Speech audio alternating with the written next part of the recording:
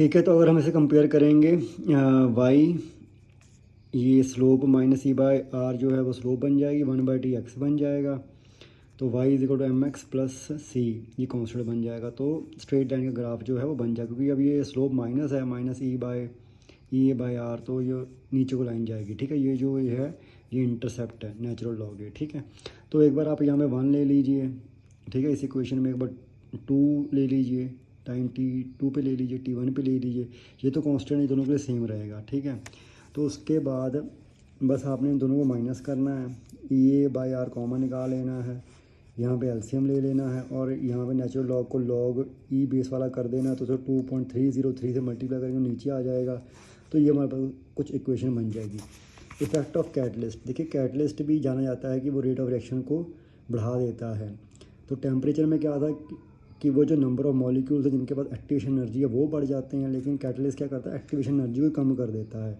ठीक है, तो पहले जो मॉलिक्यूल्स एक्टिवेशन एनर्जी को नहीं पहुंच पा रहे थे, अब वो भी पहुंच पाएंगे, क्योंकि उसने कैटलिस्ट ने एक्टिवेशन एनर्जी ही कम कर दी है। ठीक है, अब कोलिजन थ्योरी क्या कहती है केमिकल रिएक्शन की, ये थ्योरी ये कहती है कि जो रिएक्टेंट है ना, रिएक्शन मिक्सचर में जो रिएक्टेंट है उनके मॉलिक्यूल्स जब टकराते हैं, ठीक है, तो वो प्रोडक्ट बनते हैं। ठीक है, तो कितनी कोलिजन्स हो रही हैं पर second per unit volume reaction mixture के अंदर, उसे हम कोलिजन फ्रीक्वेंसी कहते हैं। ठीक है, कोलिजन फ्रीक्वेंसी Z। ठीक है, तो अब जो टकरा रहे हैं उनके पास एक्टिवेशन एनर्जी भी होनी चाहिए, तभी तो प्रोडक्ट बनेंगे ना।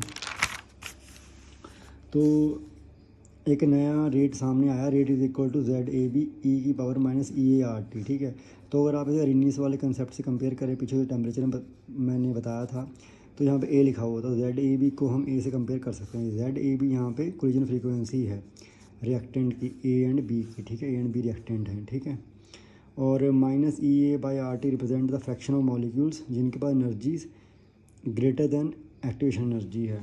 ठीक है, तो वो जब इस फ्रीक्वेंसी से मतलब ये फ्रीक्वेंसी कोलाइड करेंगे तो ही प्रोडक्ट बनेंगे। ठीक है, तो ये सिंपल मॉलिक्यूल्स को काम करती है, लेकिन कॉम्प्लेक्स मॉलिक्यूल के काम नहीं करती, because collision in this molecule do not lead to formation product. Because इतने बड़े मॉलिक्यूल्स होते हैं, इतने ज़्यादा मॉलिक्यूल्स होते हैं कि कोलिजन हर बार काम नहीं करती प्रोडक्ट बनाने के लिए। ठीक है, तो इफेक्टिव कोलिजन क्या होती है, तो collision in which molecule collide with sufficient kinetic energy call threshold energy and proper orientation is called. देखिए, अब कोलिजन तो होनी है। ठीक है, लेकिन कोलिजन के पास मैंने कहा था कि एक्टिवेशन एनर्जी होनी ज़रूरी है। मतलब कि वो मॉलिक्यूल्स कोलाइड करें जिनके पास एक्टिवेशन एनर्जी है। एक्टिवेशन एनर्जी कुछ ऐसी एनर्जी होती है जो ज़रूरी होती है कि जब वो टकराएं तो वो बॉन्ड बना के फटाफट प्रोडक्ट में कन्वर्ट हो जाएं। लेकिन अगर एक्टिवेशन एनर्जी नहीं है तो कोलाइड करेंगे लेकिन प्रोडक्ट नहीं बना पाएंगे। ठीक है, तो एक्टिवेशन एनर्जी होनी ज़रूरी है, थ्रेशोल्ड एनर्जी होनी ज़रूरी है।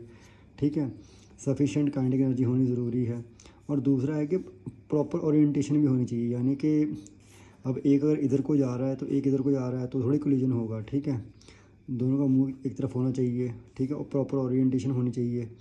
तो एक और यहाँ पे फैक्टर आ गया P।